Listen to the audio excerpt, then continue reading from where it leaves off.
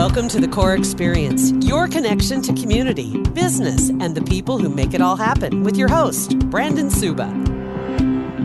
Well, hello, everybody. Oh, I guess probably should look at the camera. Good afternoon, evening. I don't know. Whenever you're listening to this, you are listening to the Core Experience. I am Brandon Suba, the voice of the. It's not the Core Experience. What is it? It's the. Come on, jump in here, Jack. The silky smooth voice. Silky smooth voice. No, it is. Welcome to the Core Experience. That is correct. Okay. I don't know why I question myself. I do every day. Okay. Well, got some great reviews from the last one. And so I knew we would have to bring in even a bigger star for this episode because, it's not about having everyone listen to the first episode. It's the second, third. Actually, the biggest challenge is if you have people listening to your 50th episode, which will be there someday, then you've made it. Then you still don't get paid for it, but then you made it, right?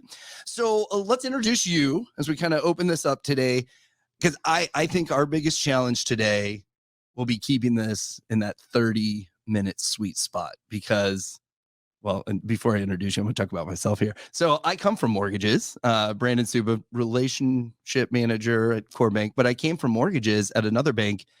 And I love mortgages. I don't know what it is about it because I'm not a numbers guy. I know that never good being at a bank, but I'm not a numbers guy, not really even an analyst type of guy, but mortgages are just fun.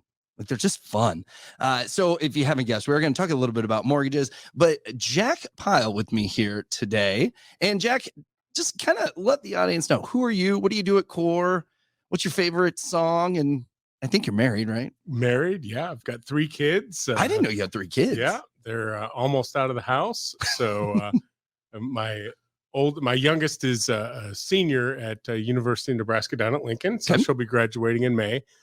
She's an ad PR major. And so, yeah, I got into mortgage 30 years ago. So This is my 30th year. I love mortgages too. I think it's all about helping people either get into their home of their dreams or stay in the home of their dreams and refinance their current financial situation to improve that, maybe get cash out to do home improvements on the house that you're living in, or like I said, purchase that dream home. So I've been in the mortgage space for about 30 years. I just recently came over to Core in September of 2022. My primary responsibility was to lead the charge and develop the RapidTRAC Mortgage brand, which is an internet-based lending platform where we are lending nationwide. We'll talk about that here in a little bit longer. But it's a great opportunity for Core to develop a brand and spread the brand for the bank and support the bank and other areas of the bank in some of the different regions that we're in, like Kansas City and Phoenix or Mesa, Arizona. And we will learn RapidTRAC is going to be much bigger than just our current footprint at Core as far as brick and mortar go. I do want to share this, though. The very first cash out refinance I did, the guy was asking me about what my new total was and everything. And I look at him and I go, well, I don't think we changed the total. We just use your house as collateral. And he goes, no, you have to up the loan. I'm like, no, I'm pretty sure we don't. Call my manager. She's like, yeah, we have to.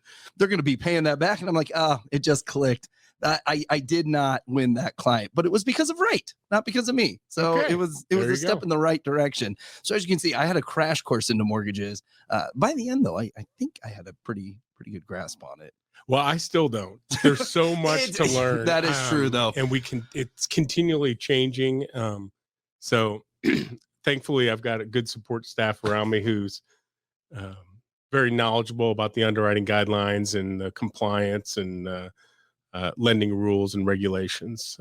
It can be challenging. A position I know I will never apply for as an underwriter. I one, not analytical, and then 2, I'm too nice. I'd be like, you know what? Yeah, we'll let this one slide. It'll be fine. And then I'll lose my license in a week.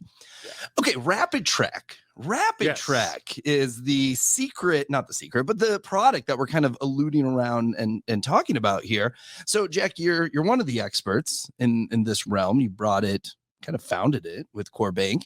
So what are some of the benefits of the RapidTRAC program? Yeah, so RapidTRAC Mortgage is a consumer direct platform to do mortgage lending anywhere in the United States. So one of the benefits that we have, we've got two different divisions, if you will, at the bank. We've got the core bank retail loan officers. Those are the retail loan officers that are in state, in Omaha, working with real estate agents in the community, working with different centers of influence, insurance agents and accountants to drive business to the bank and help out in the local footprint.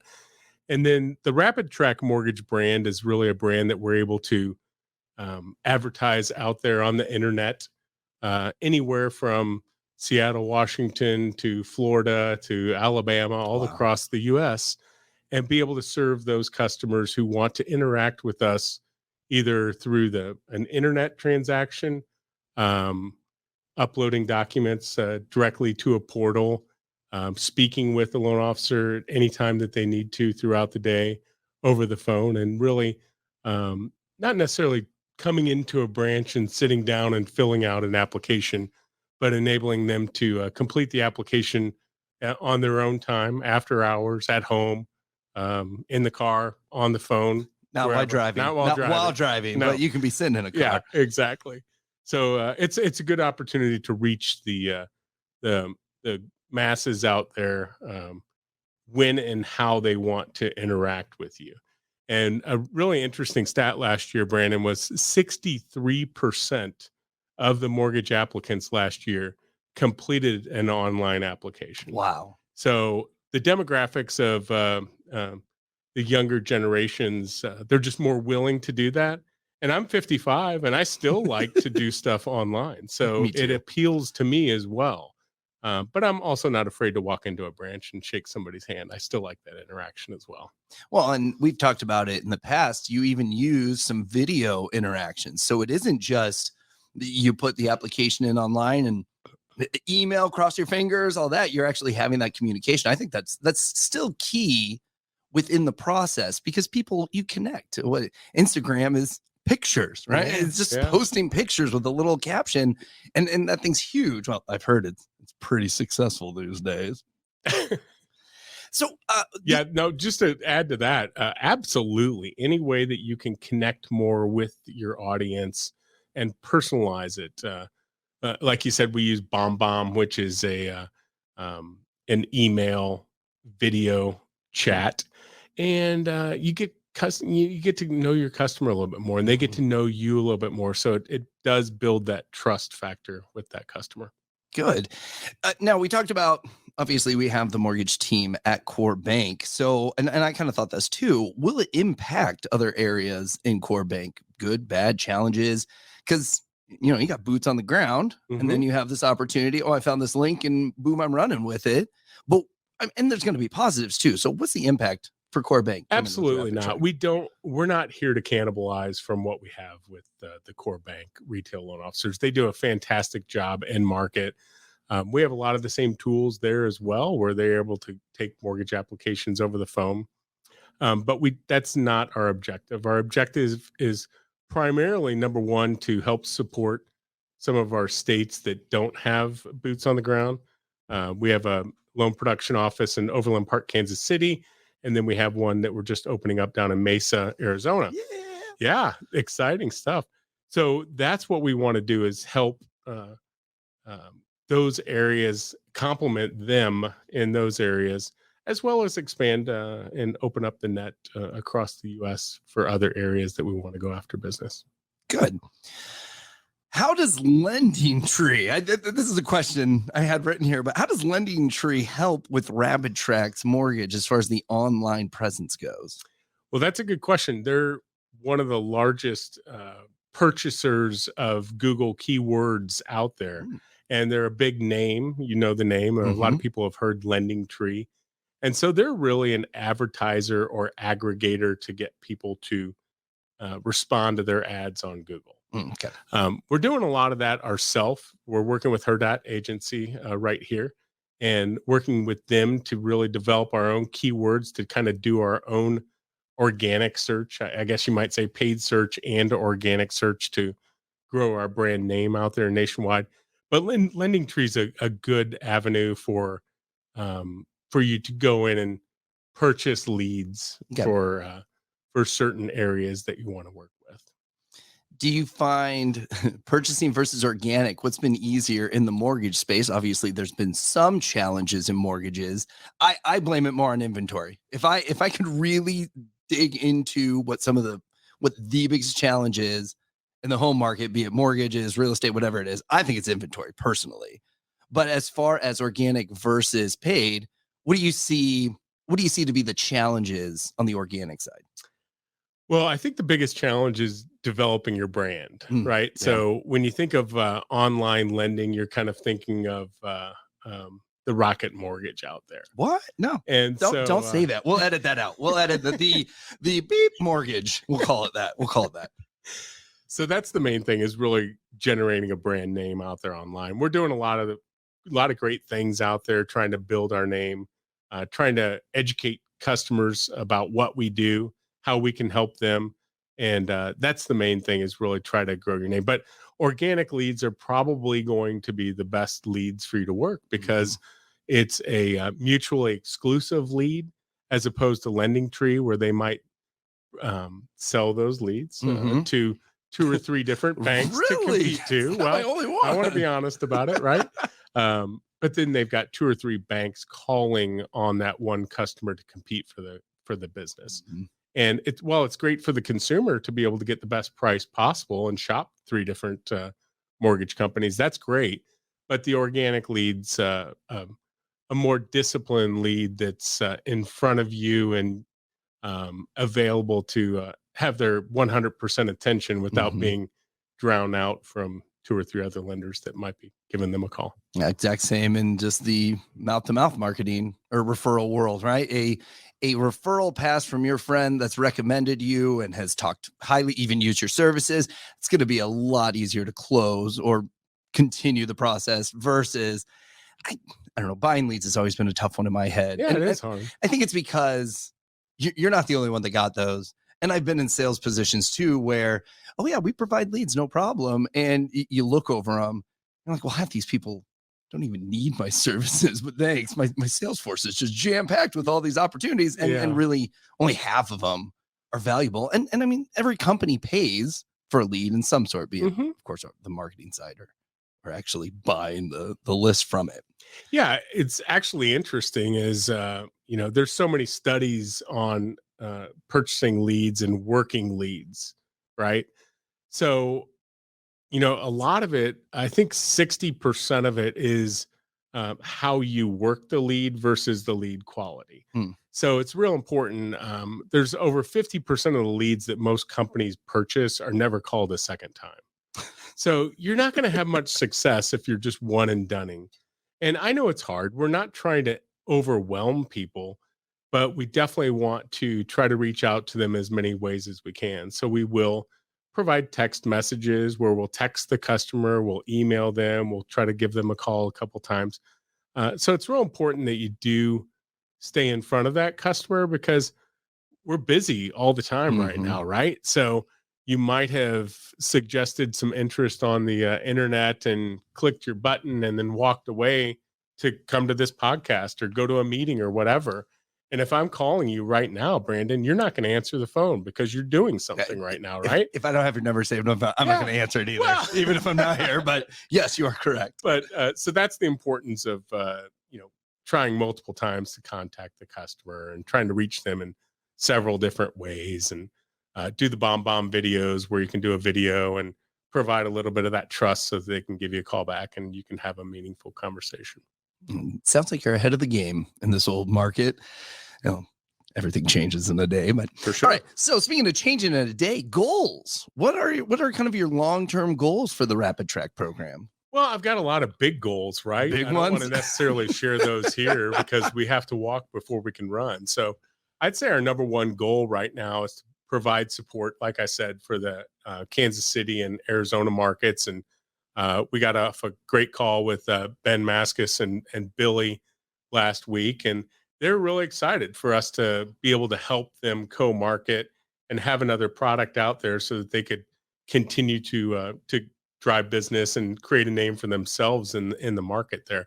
So I'd say that's our number one thing. And then just creating a brand awareness and creating a brand that people can trust, and beginning to do more and more mortgages where people might provide feedback on the websites as far as the great services that we provided, so that we can get more referrals from their friends and family, and develop a reputation where people will trust us more online. So you're trying to take the whole big online mortgage world and make it more like that community bank feel, huh? Absolutely. I think the Nice. best thing that we have there, Brandon, is there's so many big lenders that will maybe have a call center in Arizona, but then their operations and underwritings up in Minnesota. And I think that's the great thing that we have is, we've already had an opportunity to work on a couple construction deals. Wow. And so it's been nice to walk, 2 offices over and speak with Steve Longo or the construction guys, Jason,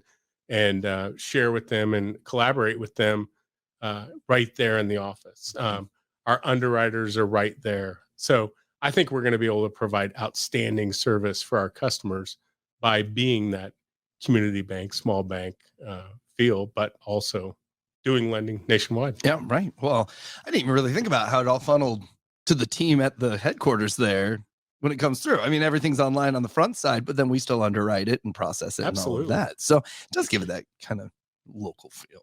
That's nice.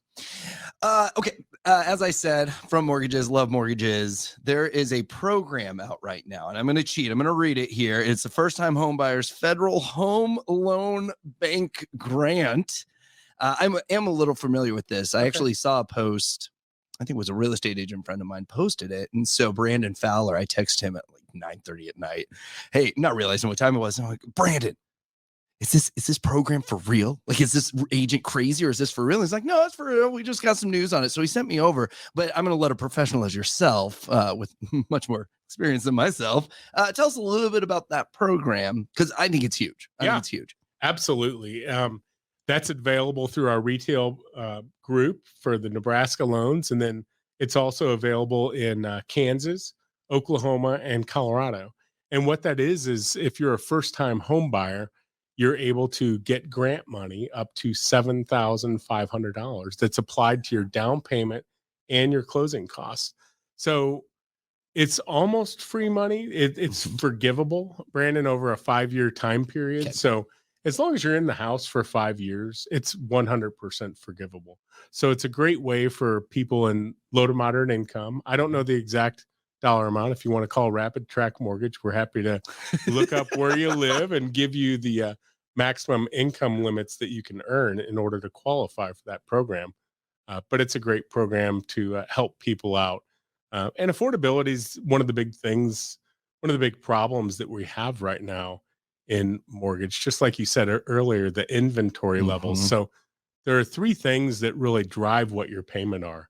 It's the purchase price of the home, it's the interest rate, and it's the term of the loan. So purchase price isn't necessarily going to go down unless we have a housing market crash, and we're nowhere near there. Let me address that.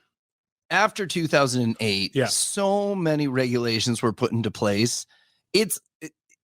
I don't think people realize it was a handshake then, right? Wasn't it? You could get 3 loans, handshake, and just say, yeah, we'll get to it. And now you have to have so many things in place, and the underwriting, 2 phases.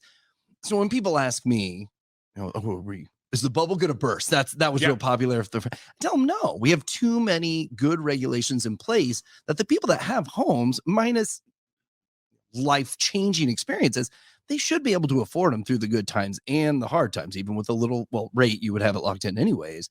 So I want you to touch on this more, but I did want to make the disclaimer. We're not near a bubble bursting in the housing market. No, not at all. That's a great question. So many people will say that we're close. And here are the reasons why. You talked about one of them is credit standards are tighter now. They were loose at that time. We were doing loans on stated income, and we were doing negative amortization loans, pick a payment where you could pick your payment and it could amortize negatively and you would pay less than the PITI because the market was booming and people knew that the market was going to go up. Yeah. So there were a lot of people that got into homes back then who really couldn't afford them and didn't need to be in those homes. And it's changed a lot right now because of the regulations. We had the Dodd-Frank Act that came along in 2008, right after the financial crisis. But most importantly, we've had the lowest interest rates in the history of our life in the past 3 years. People have 2.5-3% mortgage rates. I do. What's yours? I do. 2.75. 2.75. We refinanced to a 20-year of 2.75. That's fantastic. Oh, it was awesome. And you look at your payment and see how much of that is going to principal. It's amazing compared to the olden days when, $50 was going to principal.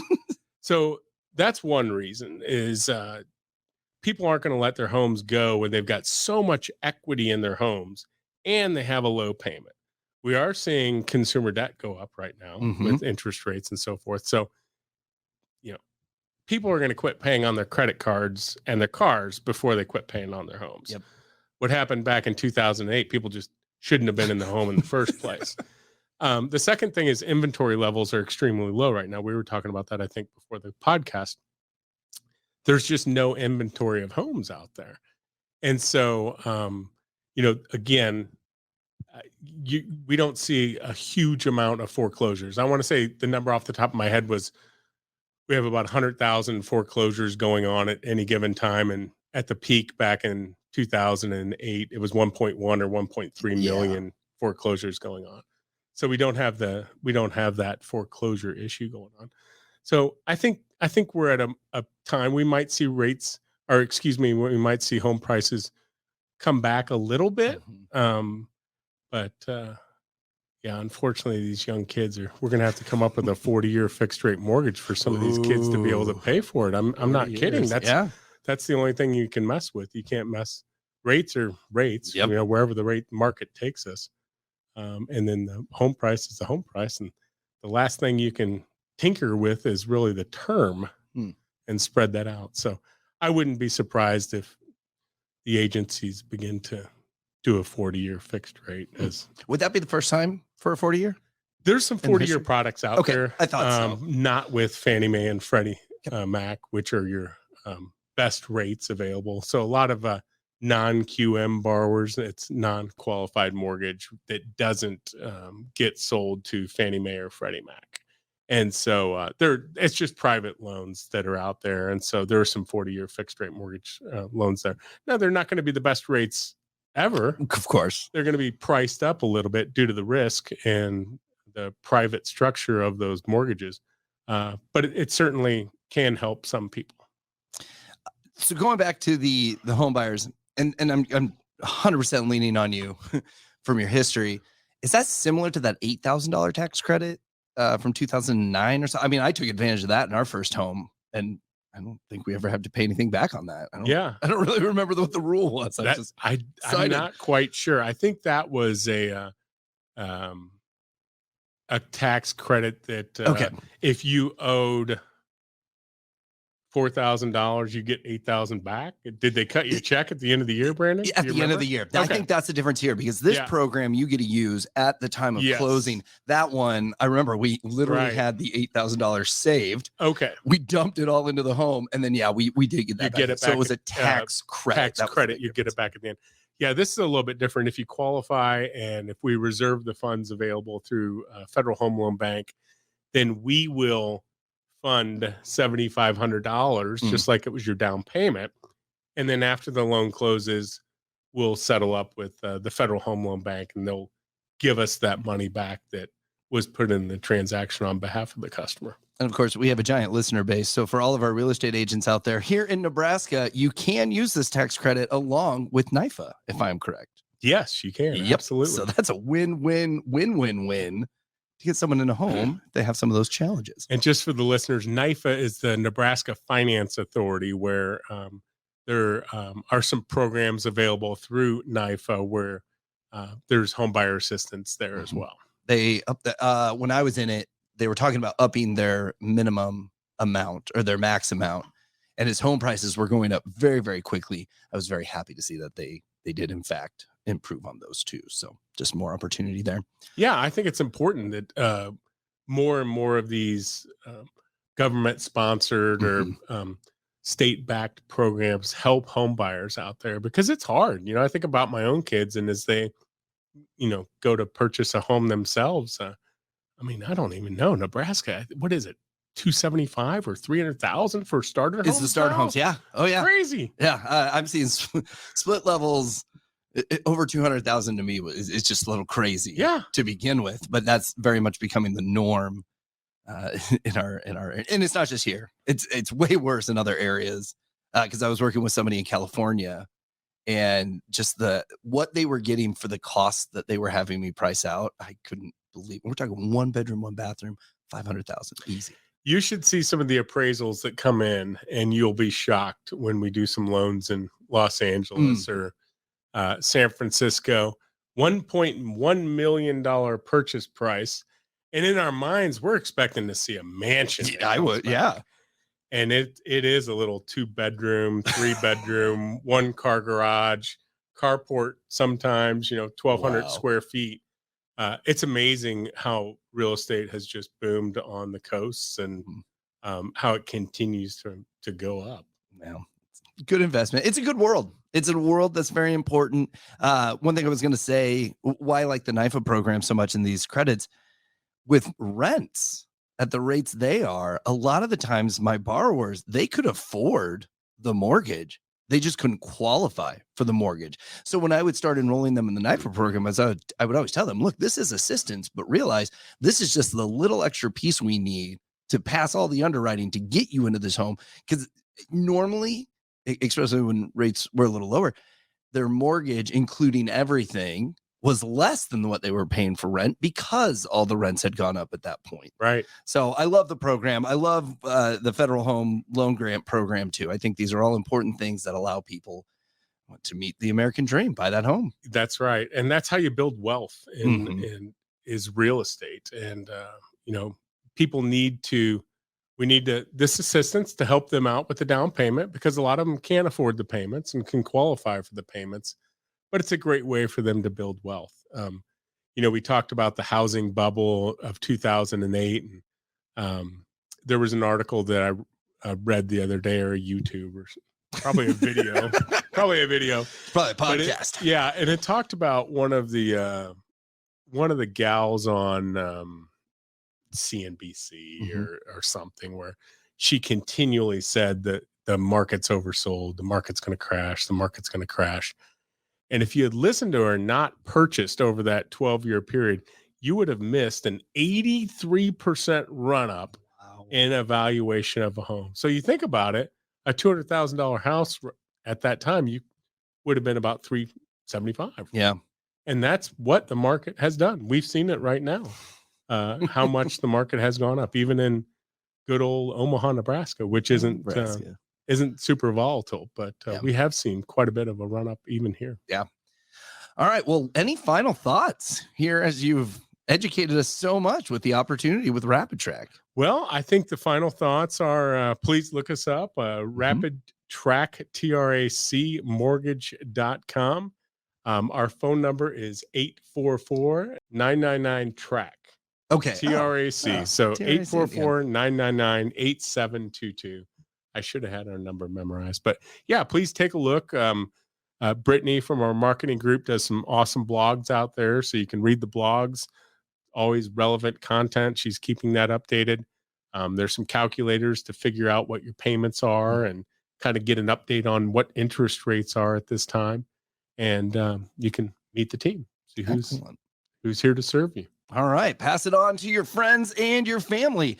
So this is the Core Experience. And if you'd like to know more about the podcast, you can simply go to email coreexperience@corebank.com.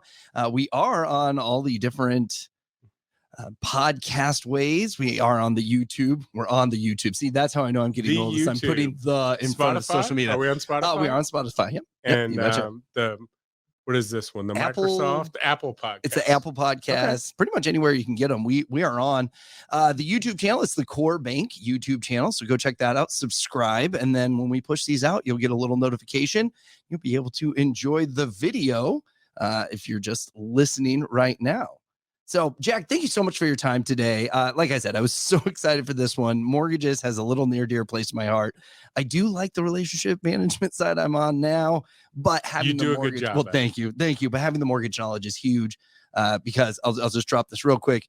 The physician mortgage program we have at Core Bank is also very special, near and dear to my heart, and quite a little good deal out there for all the physicians that may be looking to be purchasing, or even residents if you're just getting into the business. That's right. One of the great things that we have with call one of our local Core Bank loan specialists for that. But one of the great things there is we are not counting the student loan payment, which can be quite hefty because we all know how much education costs are, especially for doctors. Yep. So we're able to omit the that portion of their payment to help them qualify for loans. And if we're going to talk about benefits, 100% financing. 100% financing. That's for loan to value. All right. Well, Jack, thank you again for your time today. And for everybody else out there, I look forward to talking to you on the next podcast. Thank you for listening to The Core Experience, your connection to community, business, and the people who make it all happen. For more details, go to corebank.com/podcast or email coreexperience@corebank.com. Brought to you by Core Bank, member FDIC.